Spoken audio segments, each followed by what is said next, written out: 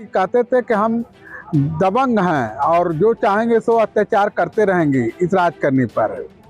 हाँ, ऐसे कहते थे। हाँ, जो ये कहते थे कि जो करना कर लो, हम नहीं तुम्हारी। कोई अधिकारी कहीं जाएंगे हमारे पास हम प्रभावशाली हैं, हमारे पास हम धन उगाही करते हैं और उसके बल पे हम अपना मैनेज कर लेंगे। नायब साहब इतने बड़े पैसे के प्रलोभी थे और कोई ऐसा नायब तहसीलदार से नाराज समाज सेवी मट्टू यादव ने एक बार फिर से एसडीएम को सौंपा ज्ञापन। आजमगढ़ जिले के रायपुर खुरासिन गांव के रहने वाले समाज सेवी मट्टू यादव ने नायब तहसीलदार बूढ़नपुर से नाराज होकर एक बार फिर से एसडीएम बूढ़नपुर को ज्ञापन सौंपा है। समाज सेवी मट्टू यादव का कहना है कि उनका जमीनी विवाद का मामला न्यायालय में चल रहा था। नायब तहसीलदार द्वारा न्यायालय में बिना उनके पक्ष को सुने ही गलत तरीके से एक तरफा फैसला सुना दिया गया है। समाज सेवी मट्टू यादव का कहना है कि पहले दोनों पक्षों को सुना जाए, उसके बाद ही कोई फैसला दिया जाए। आइए सुनाते हैं उन्होंने क्या कुछ कहा। हमारा नाम यदुनाथ उर्फ मट्टू यादव है। कहाँ के रहने वाले हैं? रायपुर खुरासिन के रहने वाले हैं। क्या समस्या है?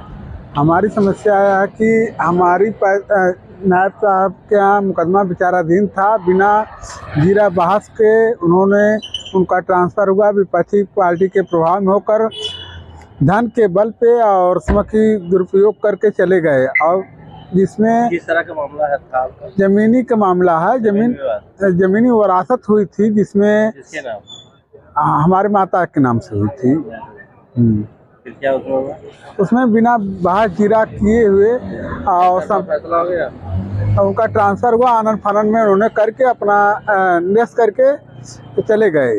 अच्छा ये बताइए, आप तो काफी दिन से दौड़ रहे हैं, बीते हाँ। कई दिनों से आप लगातार दौड़ रहे हैं, तो हाँ। क्या वजह अभी तक आपका मामला सक्षम अधिकारी विपक्षी पार्टी के प्रभाव में बैठे हैं, गूंगे बहरे बन के बैठे हैं, कोई ध्यान नहीं दे रहे हैं। किस अधिकारी से आप मिले थे? हमने नायब साहब से मिले। मेरी पत्रावली गुम कर दिए थे 20 दिन। पत्रावली गुम करके इस प्रकार फैसला खटेत रखे। नहीं, नायब साहब से मिले, उसके बाद आप उनसे उनके उच्च अधिकारियों से मिले? तहसीलदार से मिले, फिर एसडीएम से मिले। कोई सुनवाई नहीं। उन्होंने कोई आश्वासन दिया? कहें कि हम न्याय दिलाएंगे, लेकिन केवल गुमराह की बात करते हैं, ठंडे बस्ते में रखते हैं मामला को। कोई सुनवाई नहीं हो रही है? कोई सुनवाई नहीं। सक्षम अधिकारी केवल आश्वासन देते हैं, कहते हैं हम कार्यवाही कर रहे हैं, प्रार्थना पत्र लेकर ठंडे बस्ते में डाल देते हैं। कोई सुनवाई नहीं। कोई सुनवाई नहीं होते।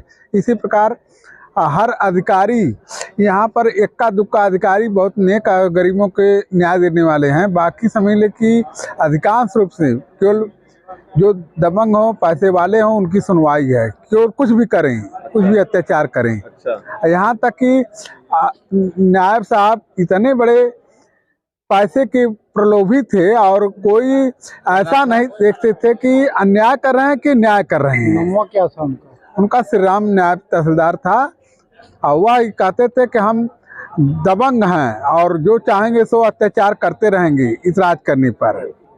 हाँ, ऐसे कहते थे। हाँ, जो ये कहते थे कि जो करना कर लो, हम नहीं तुम्हारी। कोई अधिकारी कहीं जाएंगे हमारे पास हम प्रभावशाली हैं, हमारे पास हम धन उगाही करते हैं और उसके बल पे हम अपना मैनेज कर लेंगे।